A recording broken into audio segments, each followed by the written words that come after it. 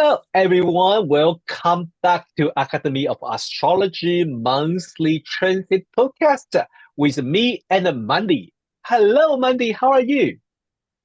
Hi, hello, hi Rod. Got my cup of tea here, my Uh, mine. that is a Capricorn cap. When I see that, I want to show you mine. Oh, nice. Cute. Well, Stars. yes. Well, I have to explain. We pre-recorded this session because today, both Mandy and I are very busy because we are at the AOAUK conference, and I think most of our audience will join us too. But if you are not joining us, well, you can enjoy this podcast too. And then if you still want to join us, you still have a chance because next 2 days is a very busy, and Mandy will give a talk later. I will ask about Mandy's talk too. But today, that's beginning with a focus on most important for today. Well, I mean, the 1st of November, we have a Scorpio New Moon. So, Mandy, how do you feel about this Scorpio New Moon? I feel very intense about it, Rod. We've got a Scorpio new moon. Scorpio is obviously one of the more, perhaps even the most intense of the zodiac signs. So when we have that new moon in Scorpio, we can expect intensity. And Scorpio, as many of you will know, has two rulers. It has the modern ruler, which is Pluto, and it has the traditional ruler, which is Mars. And at the moment, Mars and Pluto, so the two rulers of Scorpio, are in an opposition, which is an intense aspect, two intense planets in an intense aspect at 29 degrees of Cancer for Mars and Pluto and Capricorn for Pluto.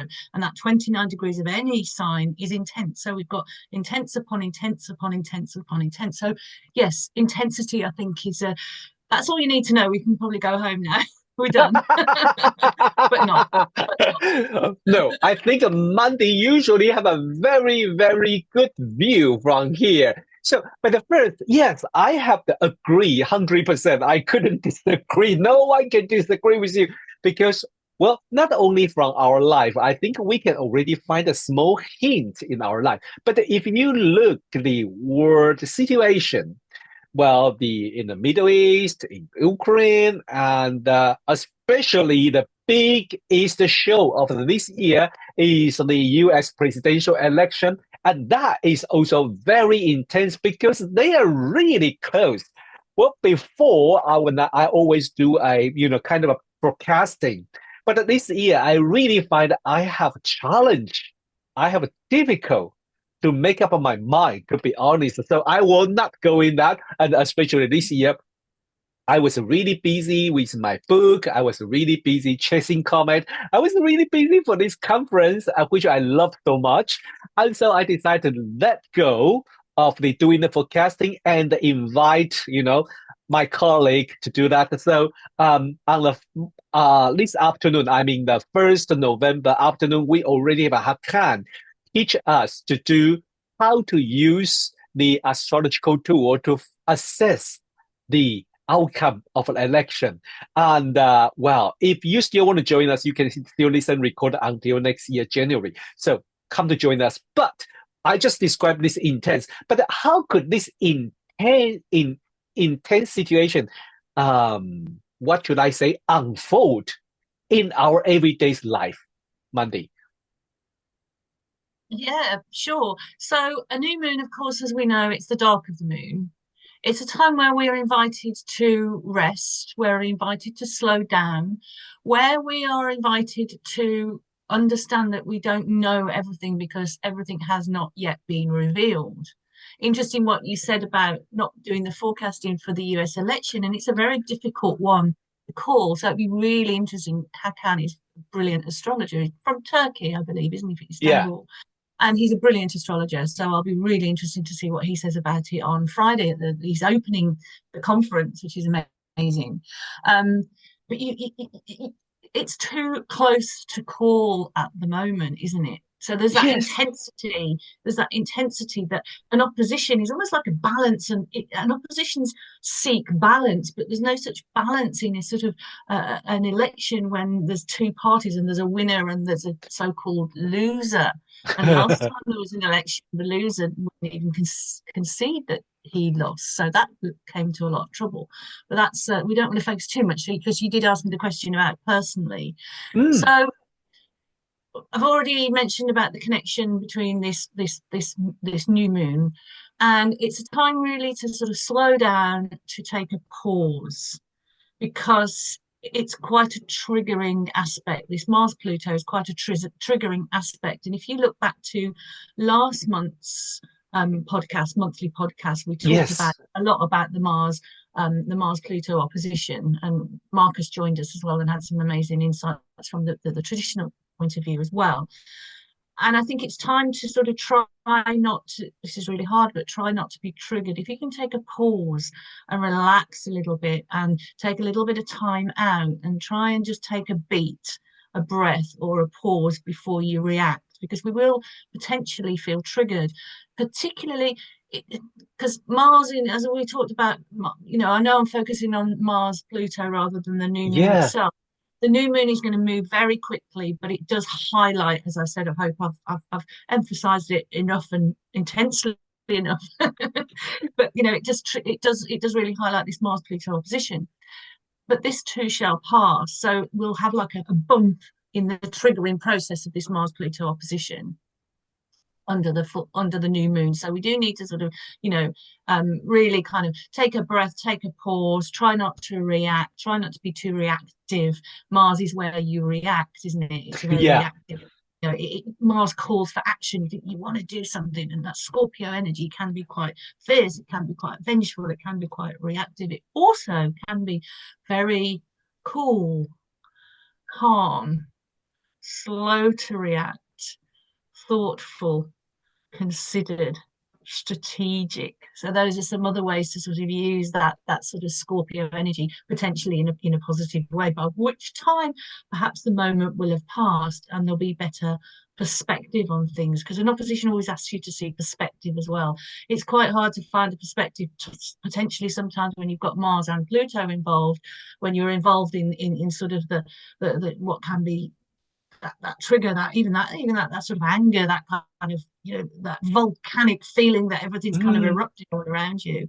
So just if you can kind of plug into that really calm, collected, controlled side of Scorpio at this time, that can probably be quite helpful. I really like what you say. And yeah, that is about the control. And most people, when we think about control, we think about that we've been controlled by other people. But in No, we another don't way, advise that. We don't advise that. We don't advise trying to be controlling. but we say, Self-control. yeah, self-control, and that is really beautiful, and that is an art.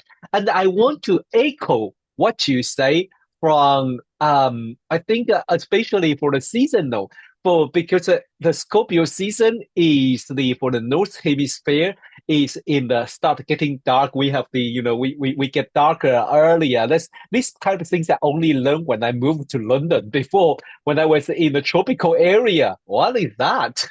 But really, when you go to the higher latitude, the sunset earlier, you get the night much longer. So it's in the dark. And I always thinking about what does darkness or the night can inspire us. I think we rest Mm. in the night. Well, I think with planned daylight, we have difficult to rest, and our body is not designed for that neither. Our biological clock is working different way. So in the darkness, we can rest, we can wait. And there is a water sign, so-called what do we call it?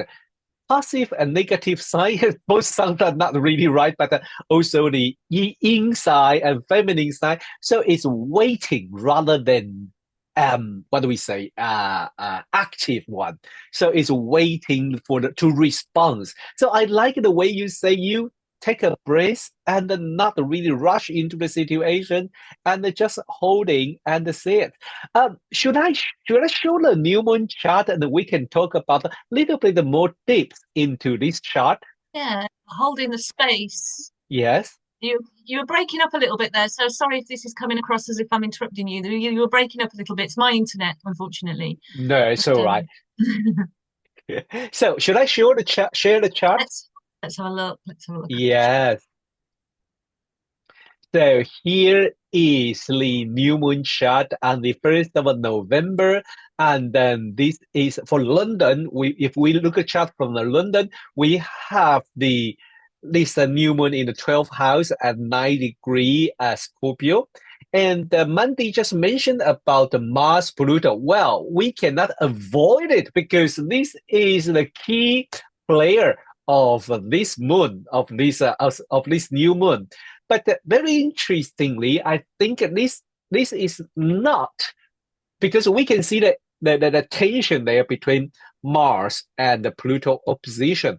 But I we will also notice that Mars formed a trine with Mercury and Neptune in Pisces, isn't it? They formed a very beautiful kite. Mm, yeah, yeah, Yeah, yeah, yeah. so what does this Yeah, so that Mercury? Yeah, sorry. yeah, so we've got that kite there, which is a trine, and then you've got the opposition plugs into that, and you can see the kind of shape of the trine, shape of the kite, because you've got the sextiles as well that are coming off that, the two aspects that look like little stars going from Pluto to Neptune. Pluto and Neptune are in sextile often, most of the time actually, but then you've got Pluto with the, I think that's with Mercury there. Yeah, Yes. so a kite aspect again, it's kind of the kite aspect again kind of enhances that intensity, but I think it kind of gives you a way out as well. A Mm. kite always kind of gives you a way out because you have a trine. A trine can actually be a grand trine can actually be a kind of almost like a closed circuit of defensiveness. It's where you go into your defensive behaviors. And Mars in Cancer tends to be more of a defensive or a passive aggressive energy than a more direct Mars, like a Mars, for example, in Capricorn or Aries. That's the way Mars in Capricorn kind of works. So you've got that kind of also what we talked about, going into that pause and trying not to react. We want to be careful that doesn't slip into denial or defensiveness, so that any issues that do need to get sorted when the time is right, when you've had the time to get back into perspective after this new moon, and probably after the 5th of November, really, if we're talking about thinking about dates, then we want to sort of make sure that we can still plug into the energy that we need to act accordingly, particularly when it's issues around where there are challenges of any kind, really, I think. But so you've got that energy there of that Mercury, which is about communication, and in Scorpio, Pluto, Mercury in Scorpio is very incisive. It can really cut to the core of the matter really easily. It can sort of go straight to its own truth in quite a kind of a way that is just direct, I think. And then Neptune is quite is brings along some confusion as well. So you've Yeah, got it that could kind of be. dichotomy of kind of confused kind of communication. So we want to get to the truth. Scorpio, we want to get to the truth. If you look at this chart here, this chart is for Washington, for the White House, Washington, D.C. So it's relevant to Washington. It's not relevant for the whole world. But you can see that that new moon falls in the 12th house. So that means that there's kind of hidden things going on. That kind of emphasizes the hidden nature of a new moon. There's hidden things going on. So you're trying to get to the truth and you're trying to speak your truth. You're trying to say exactly what you mean, but you don't quite know what's kind of going on, really. I think that's that. And this kite really brings us back. If you look at the tip of the kite, you've got so you kind of turn the kite upside down. So the tip of the kite, if you imagine the kite flying in the air, the top of that would be Pluto, wouldn't it? Yeah. So Pluto is really important. So if we look at the positive things about Pluto, first of all, we're coming to the end of Pluto in Capricorn. So we're going into a new era, which is the Pluto in Aquarius, which is, I think, 19th and the 20th of November.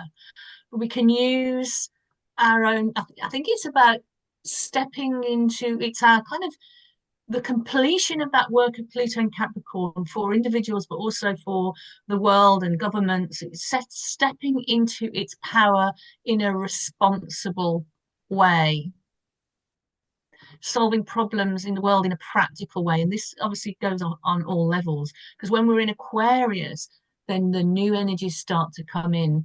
And so we're very much in that intense completion time for Pluto. So if he sees that, going back to the analogy of the kite, it's going to eventually sort of fly away and new energies are going to come in. So you need to kind of complete the work really that you've been doing for the last few years as we move into this new sort of Pluto in Aquarius era. And this is probably why it just feels so intense when we're really at the end of things, when really at the end of things that we're trying to complete in our lives, lessons learned or growth opportunities or challenges we need to work out, or just healing some of our own sort of stuff that's coming up. It feels more intense, but then there's that release. You think of the kite going up into the air, and we're going into the air signs, aren't we? And eventually next year, even Uranus will be in the air sign of Gemini. So going into the air. So think of that floating up into the air. So there's that sense of kind of release and that sense of really wanting to need some freedom. But there might be a few challenges to overcome along the way before we kind of get to that. I'm just riffing and getting a bit philosophical here. I don't know. What do you think? Beautiful. No, to be honest, it's a very, very beautiful Monday, because I think usually when we see a chart, we always have a different layer. And when you go to a little bit more philosophical and spiritual, it really raises up our spirit. Because sometimes if we only focus on that Mars Pluto kind of intensify conflict or something, we usually feel a little bit of worry, and then especially, thank you, Mandi, for pointing out this chart was made for the White House, and I totally forget. I thought I make it for London, because I was curious, because when I prepared this chart, I was set up first in London, and I was curious about the U.S. presidential election. So I said, let me check it in White House. And then I totally forget I set up in White House. So I tell you this chart was in London. I apologize to all our audience. But I think it's very relevant. I mean, the 12th house is about hidden enemies, and often that hidden enemy is ourselves. Yeah. Oh, wow. Tell us a little bit more about this Monday. Tell us a little bit more about this, because I'm thinking this chart. I catch one of the key words is about the healing. I do also feel this chart, this grand chart, this kite has a potential to heal that kind of opposition against each other. I mean, we all through that period for us in UK, we through the what do we say, the Brexit that time, and we are kind of either you are with me or you are my enemy, even go through with our family member, our neighbor, our close friend. I don't know how many of us unfriended a lot of friends during that time. I think every time when it comes to the important decision to make about our collective future, our society, our country's future, usually go this way. This chart is cover whole period between the U.S. presidential election. I think it's about time to, after election, after that Mars Pluto opposition, it's about time to heal, to repair our relationship between each other. No one is your enemy. No one is your enemy. So how do we heal from that chart? Well, what's interesting, as you were talking, Rod, that's brilliant. And as you were talking, I was thinking about, you talked about Brexit now, the American election, binary choice. So we have Brexit when we had, for people who aren't UK based, it was in 2000 and was it 2016, I 16, think? something And we like had that. to Yeah. choose, we had to go to the vote, 16, yeah, we had to go to the vote to say whether we wanted to be in or out of um, the, the European Union. Yeah. And the very close vote, but the people of the UK voted more to go out of the Yeah. EU. Yeah. And and there's, like you said, there was so much conflict between you're right and you're wrong, and I wanted to stay in, and and Mm, they wanted to go out, and all this kind of thing. And these binary choices always create conflict. And now we have a very strong, very close, just like Brexit, binary choice going on in the US election. And again, that's causing conflict. There's been some very angry words. It's Trump really recently, where a comedian came on, I don't know, to warm up the audience or whatever, and he called, I think it was Puerto Rico, an island yeah. full of garbage. Now, how when we think of Pluto, we think of garbage. That's Mars Pluto talking. That's Mars Pluto communicating. And that caused a real row. And now Biden's talked about Trump's. I can't remember exactly what Biden said, something about Trump supporters are garbage or something like that. I might have got that wrong. But something like that. So that row just kind of rumbles on. So what I'm saying is the healing comes from letting go of this binary thinking of one side, the other side. I'm right, no, I'm right, you're wrong, yes, you're wrong, that kind of having a choice between two things. I think that humans are more evolved than that. And I think some of the work that we're going to see from Uranus Pluto in Aquarius, and when Uranus goes into Gemini as well, is we're going to see a lot more of us thinking in more diverse ways, in more ways of. I mean, if you Mm, look at another way, maybe hopefully we've seen the end of this kind of binary choices. We're already seeing this in the ideas of gender now. yeah. Gender isn't a binary choice, is it? It's not I'm male, I'm 100% male, I'm 100%. There's all sorts of things in between and even outside of gender to sort of and I know people are really finding it hard to get their head around Yeah. that at the moment. Some people are finding it hard to understand it or get their head around it sometimes. That's why we have these horrible words that people say about trans people or whatever. Which obviously I don't agree with any of that. I'm all for people making their own choices and living Mm, their own happy lives, and being accepted. But again, I think we're being sort of shown just these last few years, certainly in politics and world events, that these binary ideas that pit people against each other just don't really work. So I mm. think sometimes Pluto shows us the shadow and the shit of it all, excuse my language, the shit and you know of it all, just to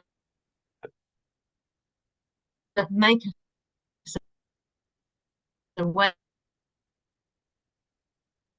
And it's up to us to become. I think this is to help. So, if I answered your question, or have I just rattled on again? I feel No, like no, I'm just no, no. rattling It's on and beautiful. riffing, I but think you are. I really agree with you. I really agree with you. I think this kind of a binary things is really rather than say solve any problem, but now it's caused even more. And you use a perfect example about the gender, whether you agree or disagree.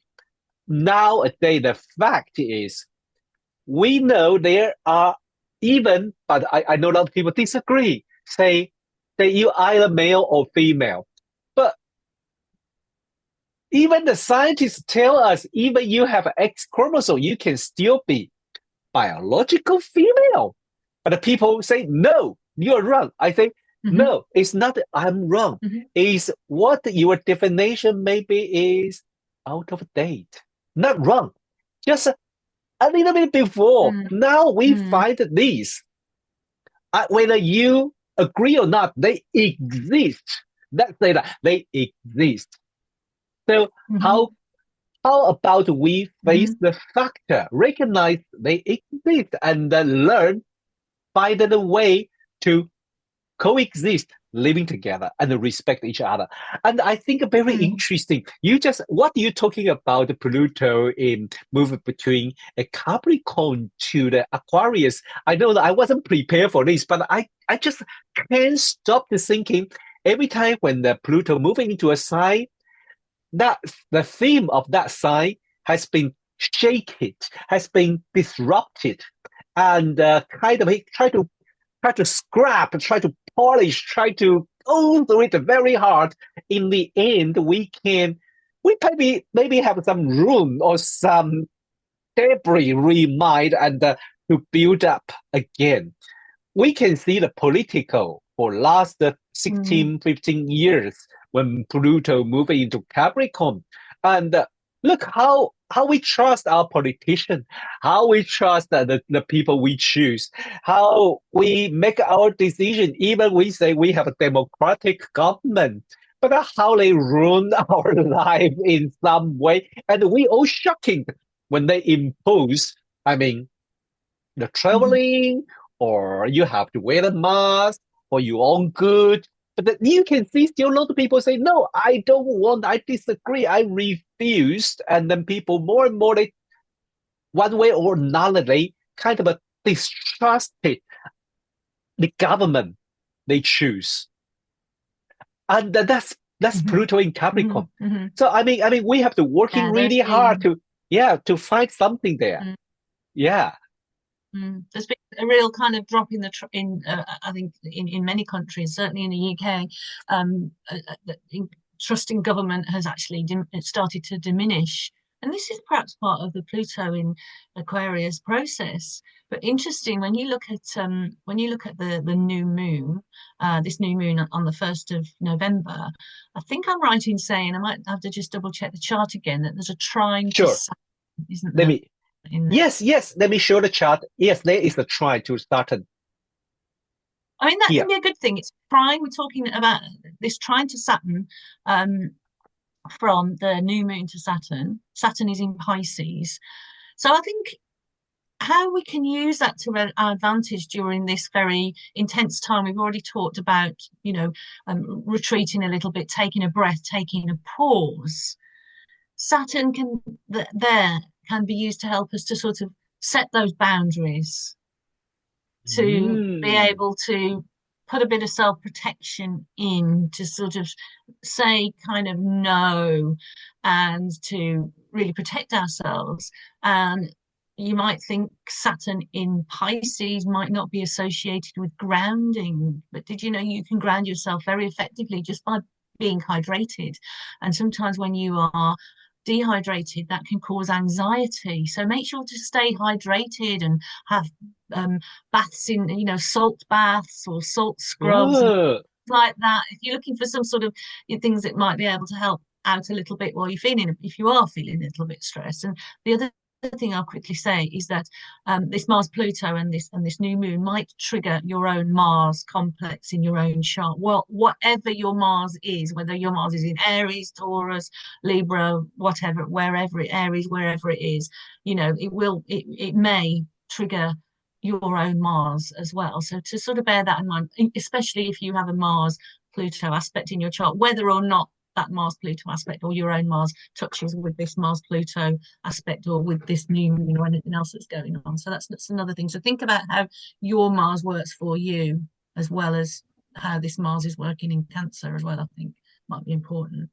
oh, beautifully said. Thank you, Mandy. I think this when you mentioned about the Saturn try with this new moon, it really bring a anchor there, bring an anchor there. So it also help us to understand how we learn for last couple of years while Saturn is in the Pisces, and the Saturn in the beginning, maybe Saturn was really confused in Pisces, like, wow, where are they going or something.